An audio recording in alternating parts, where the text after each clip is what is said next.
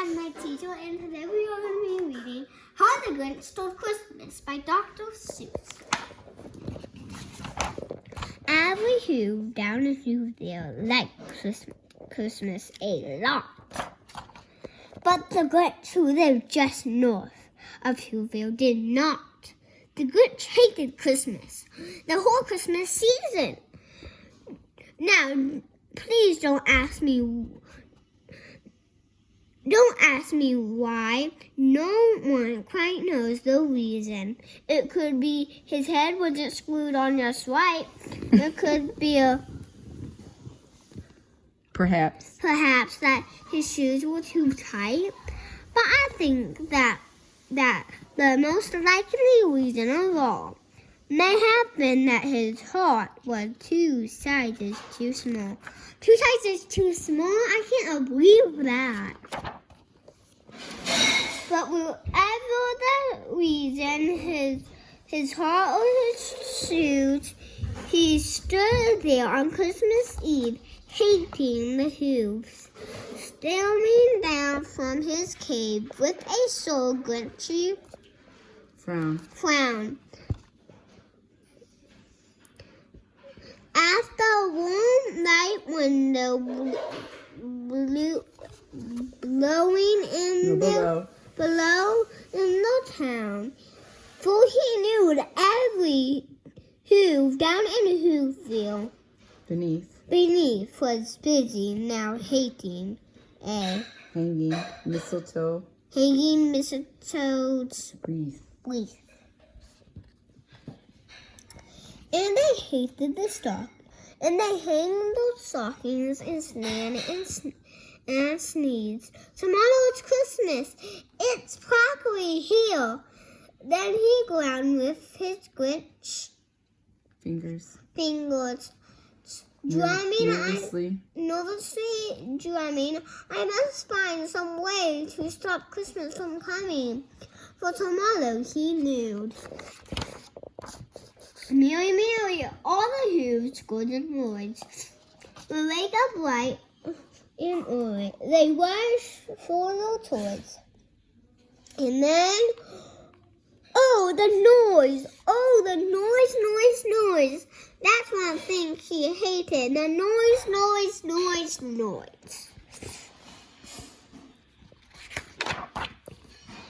Then the Who's, young and old, would sit down to a feast. And they feast. They would feast on Who pudding and Who roast beef, which is something the Grinch couldn't stand, at least. And then they do something he likes least of all. Every Who down in Whoville, the tall and the small, stand close together with Christmas bells ringing. They stand hand in hand, and the Who's would start singing. They sing and they sing. And they sing. And the more the Grinch thought of this Who's Christmas sing, the more the Grinch thought, I must stop this whole thing. Why, for 50, 40 years, I've put up with it. 53 years, I've put up with it now. I must stop this Christmas from coming, but how? Then he got an awful idea. The Grinch got a wonderful, awful idea. I can't believe he got an idea. He makes it like cook. I know just what to do. The Grinch laughed in the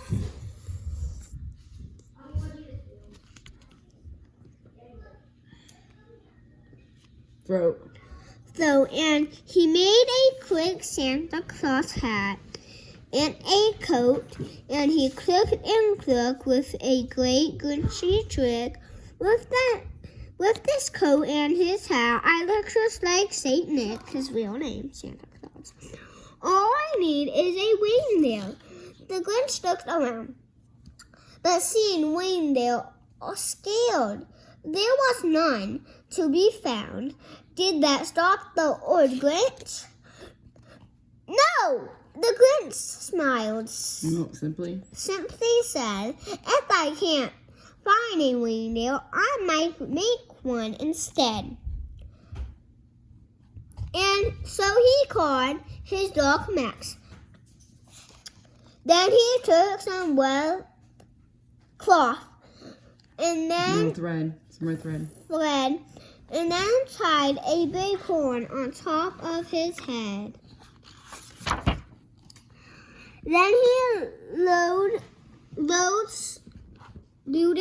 some bags and some old empty stacks on the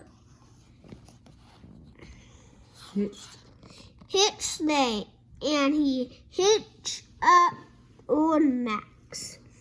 Then the Grinch said,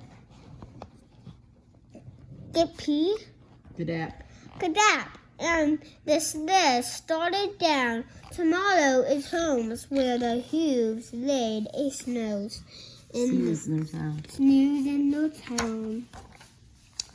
All the windows were dark, quiet, snow fell in the air. All the Hughes were all dreaming sweet dreams. Who cares when he came to the first little house on the square? This is stop number 1. The old Grinchy Claus hid and he climbed to the Louvre, empty bags in his fist. Wait, that's his fist. That's his fist. There's no R. Oh, yeah.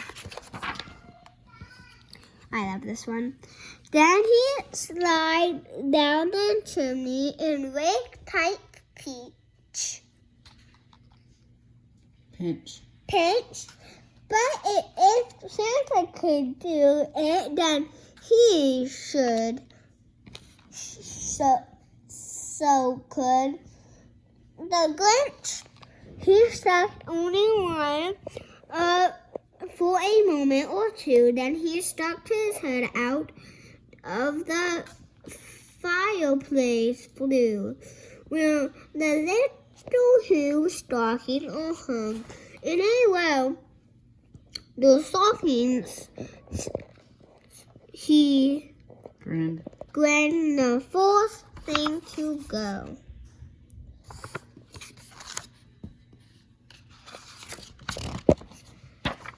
Then he slithered and spoke with a smile, most unpleasant around the whole room, and he took every present, pop guns and biscuit swords, snacks, drums, checkerboards, tricycles, popcorn, and plums, and stuffed them in bags.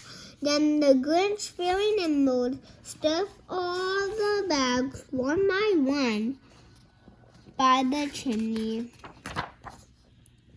Then he slipped to the icebox. He took the Hughes feast. He took the Hughes pudding. He took the roast beef. He cleared out the icebox as quick as a flash. Why, that Grinch even took the last can of Hugh Pash. He doesn't like Hugh Pash. Then he stuffed all the food up the chimney with glad. And now, grinned the Grinch, I will stuff up the tree. That's the tree. And the Grinch grabbled the tree, and he started to shadow. When he heard a small sound like a call of a dove. Excuse me. He turned around fast and he saw a small hoof. This Cindy Lou who was not more than 2. This is Cindy. I'm surprised she looks like that. The Grinch has been caught by this tiny hoof. Daughter, who got up out of bed for a cup of cold water. She stared at the Grinch and said, Santa Claus, why are you taking our Christmas tree? Why? But you know that old Grinch was so smart. And so slick. And he thought up a lie. And he thought it up quick. Why, my sweet little tot? The fake Santa Claus lied. There's a light on this tree that won't light on one side, so I'm taking it home to my workshop, my dear. I'm fixing it up there, then bringing it back here. And he fooled the child. Then he pat her head and he got her a drink and he sent her to bed. And when Cindy Lou went to bed with her cup, he went to the chimney and stuffed the tree up. Then the last thing he took was a log for the fire. Then he went up the chimney himself and lied on the walls and left nothing but hooks and crumbs and wires. And a speck of food that he left, speck of food that he left in the house was a crumb that was even too small for a mouse. I believe that's a mouse. Then he did the same thing to the other Hugh's house, leaving crumbs much too small for the other Hugh's mouse.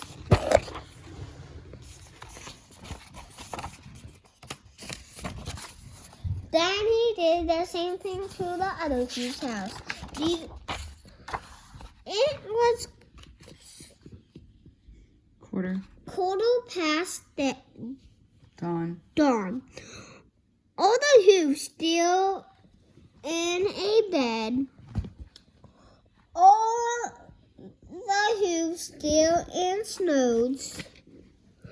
Packed it up with the presents and ribbon bows, the wrapping, the tags and the tapings, tinsel and the chimneys and the trappings.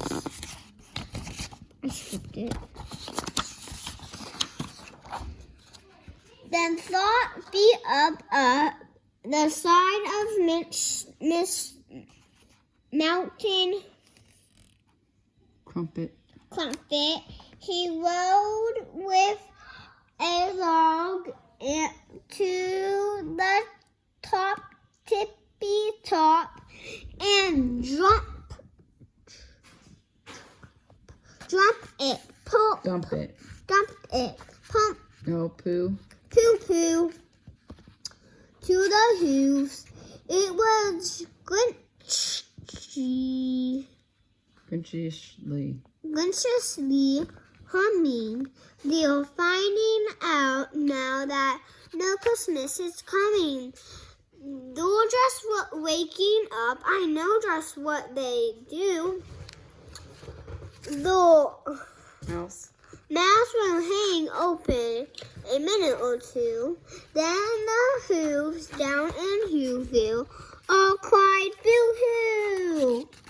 They're excited because Christmas isn't really about that. That's a noise. Grinned. Grin the Grinch. That I'm smiling. Much Well, still. but I simply.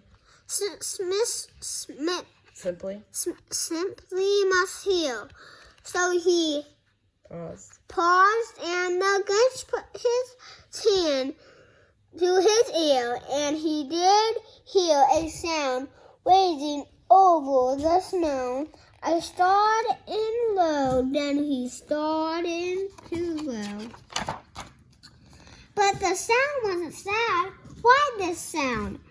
Sounding merry. It couldn't be so, but it was merry, very. He started down at the hooves. The Grinch popped his eyes. Then he shook. What he saw was a shocking surprise. Every who down in Whoville, the tall and the small, was seeking home any presents at all. He hated to stop Christmas from coming. It came. He hadn't stopped Christmas. He hadn't stopped Christmas from coming.